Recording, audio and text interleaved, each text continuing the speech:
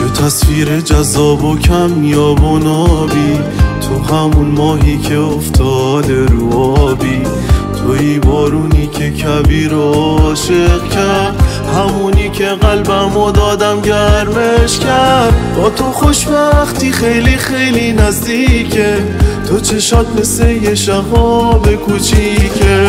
بیا فکر کن من و تو توی جاده دوتایی، دستامون تو دست هم حالمون خوبه.